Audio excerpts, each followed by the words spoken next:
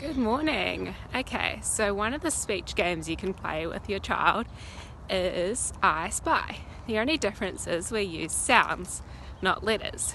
So I'm going to use the sound B. And let's see what we can find. I spy with my little eye something beginning with B. I wonder what it could be.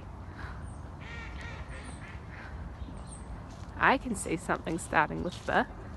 It's the bark on the tree. Bark starts with a B sound. I wonder what else we can find.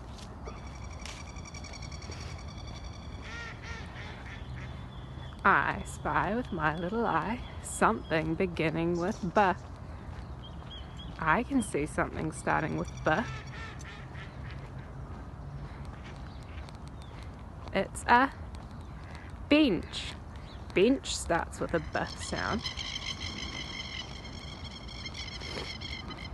What else can we find?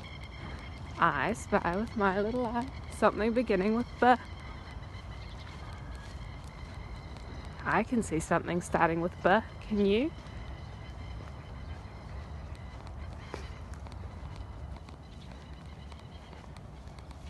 It's a bin. Bin starts with a B sound.